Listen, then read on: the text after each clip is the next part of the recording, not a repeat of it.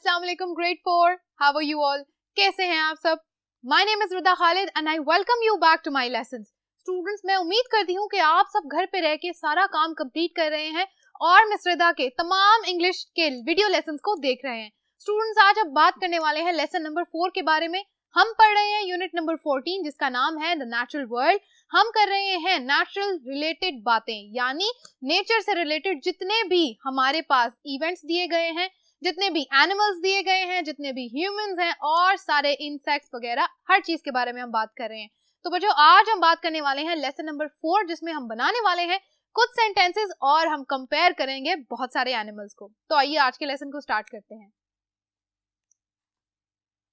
Ji grade 4, I hope सब ने अब तक पिछले लेसन की वीडियोस देख ली हैं, क्योंकि मैं हर दफा अपनी हर वीडियो लेसन के स्टार्ट में कहती हूँ बच्चों कि आपके लिए पिछली वीडियोस को देखना बहुत इंपॉर्टेंट है, क्योंकि सारा काम आपस में लिंक है, रिलेटेड है। जब तक आप पिछली वीडियो नहीं देखेंगे इस वीडियो की समझ आपको शायद ना आए। तो स्टूडेंट्स, आज हम बात करने वाले हैं लेसन नंबर 4 की, जो कि है सेंटेंसेस से रिलेटेड। हमने बात की थी लेसन 1 में कि जो ग्रामर और वोकेबलरी का पार्ट हमने पढ़ा है उसको हम आगे आने वाले लेसन में स्टडी करेंगे, यानी कि आज का जो लेसन है वो है ग्रामर से रिलेटेड। तो बिल्कुल आज हम ग्रामर के कुछ टॉपिक को डिस्कस करने वाले हैं। मैं यहाँ से रिवीजन के पॉइंट से स्टार्ट करती हूँ। कंपैरेटिव्स, मैंने आपको बताया था कि कंपैरेटिव्स क्या होते हैं। बिल्कुल, comparatives are used to compare two alternatives. दो एक जैसी चीजों को आप जब कंपेयर करें साथ साथ रख के, तो उस टाइम उन बातों को कहा जाता है कंपैरेटिव्स। आप कंपेयर कर रहे हैं, ठीक है। अच्छा, इसी स्ट्रैटेजी को यूज करते हुए आज हमने इस पूरे लेसन में सारी एक्सरसाइजेस सॉल्व करनी है, ठीक है। सबसे पहले हम बात करेंगे एक्सरसाइज नंबर 1 की, make sentences from the table. आपकी बुक में एक्सरसाइज नंबर 1 के नीचे जो टेबल दिया गया है उसको जल्दी से देखो। हाँ जी, टेबल के 4 कॉलम्स हैं, 4 कॉलम है। पहले कॉलम में ये ब्लू वाला पार्ट लिखा है, नजर आ रहा है। मैंने यहाँ पे 4 सिर्फ एनिमल्स लिखे हैं, आपके पास 8 एनिमल्स दिए हुए हैं, ठीक है। उसके बाद कंपैरेटिव के वर्ड्स लिखे हुए हैं, is not as, is as, is not as, almost as, is about as, ठीक है। ये वाले जो पार्ट हैं ये कहाँ लिखा है? दूसरे कॉलम में। सबको नजर आ गया? गुड। तीसरे कॉलम में क्या लिखा है? एडजेक्टिव्स लिखे हैं, शाबाश। स्ट्रॉन्ग, फास्ट, हैवी, टॉल, ये जितने भी एडजेक्टिव्स लिखे हैं ये कहाँ लगाएंगे हम? बिल्कुल, कंपेयर करते वक्त। और आखिरी कॉलम में ये वाला पार्ट दिया गया है, दूसरे एनिमल्स के नाम लिखे हुए हैं, ठीक हो गया। अब आपका काम क्या है? आप यहाँ देख रहे हो कि मिस रिदा ने ऑलरेडी सेंटेंसेस बना दिए हैं, ठीक है। मैं ये पढ़ के आपको बता देती हूँ। A donkey is not as strong as a buffalo. एक गधा जो है वो बफलो जितना, यानी भैंस जितना ताकतवर नहीं है। क्या ये बात सच है? बिल्कुल ऐसा ही है। A horse is as fast as a donkey. कभी कभी घोड़ा और गधा एक जैसी स्पीड में भी भाग लेते हैं, ठीक है। अच्छा, a goat is not as heavy as a camel. जो बकरी है उसका जो वजन है वो कितना है? वो कह रहे हैं कि कैमल यानी ऊंट से कम है, ठीक है। ये बात बिल्कुल सही है। A sheep is not as tall as a goat. Sheep जो होती है, जो भेड़ होती है, वो छोटी होती है साइज में।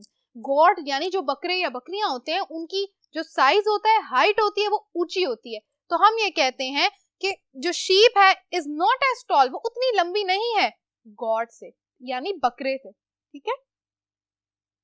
ये मैंने 4 सेंटेंसेस बनाए हैं। मैंने उन्हीं चारों कॉलम्स में से सारी बातें मैच की और सेंटेंसेस बना लिए। अब आपने क्या करना है बच्चों?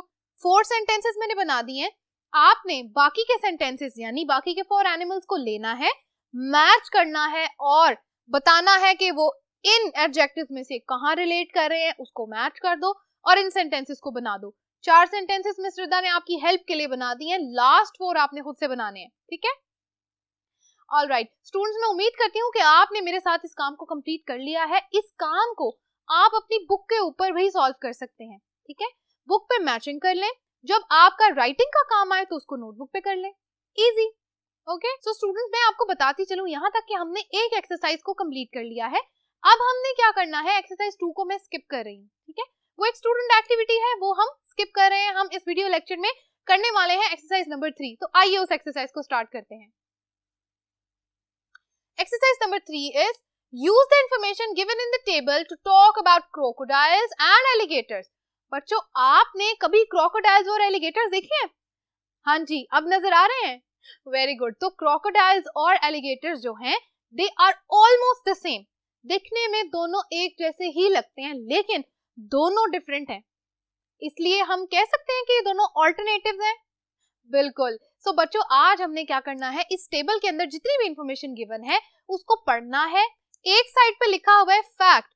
फैक्ट का मतलब है कि उनके बारे में सच्चाई यानी रियल इंफॉर्मेशन। किन बातों के बारे में लेनी है?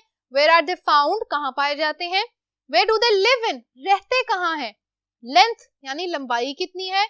हेड, उसका आगे से हेड या फेस किस शेप का बना हुआ है? यूज होल्स इन रिवर बैंक, दरिया के किनारे जो इन्होंने अपने होल यानी गड्ढे बनाए होते हैं वो किस लिए ये यूज करते हैं? ईट, क्या खाते हैं?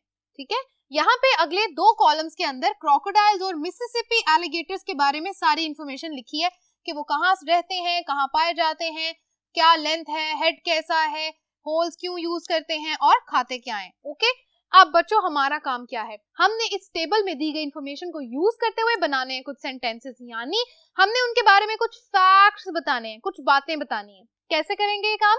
आप अपनी कॉपी के ऊपर या नोटबुक के ऊपर ये बातें लिखेंगे। A crocodile's head is not as wide as an alligator. वही बात, सबको पता चल गया? ये पार्ट हमने यूज करना है जब हम कंपेयर करेंगे क्रोकोडाइल को और एलिगेटर को। ठीक है। कंपेयर करके क्या करेंगे? हमने साथ बताना है ये कंपैरेटिव के जो हमारे पास क्लू वर्ड्स हैं उनको यूज करना है। ठीक है। Number 2, A Mississippi alligator is not as long as a crocodile.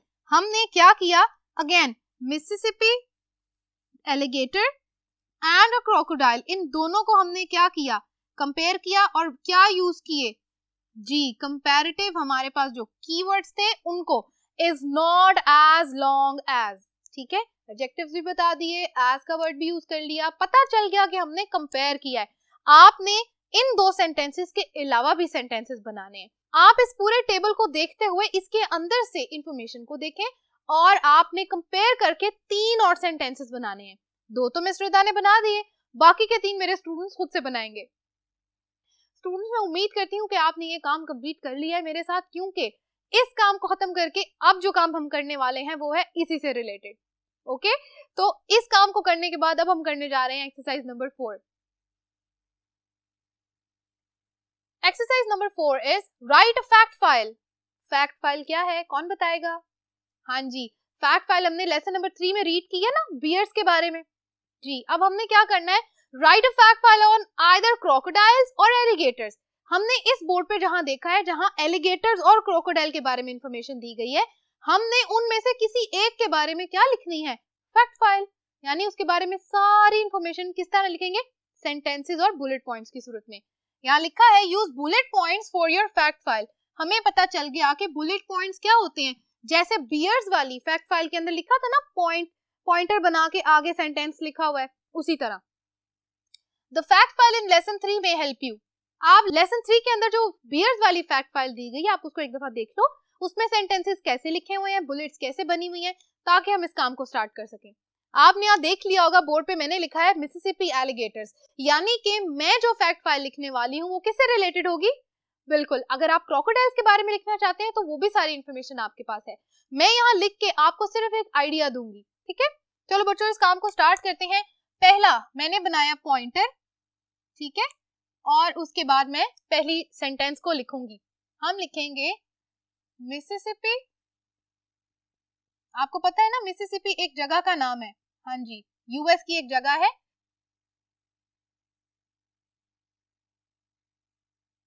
और वहां के जो एलिगेटर्स हैं उनको कहा जाता है Mississippi alligators are found in, अब बताएं कहाँ फाउंड किए जाते हैं?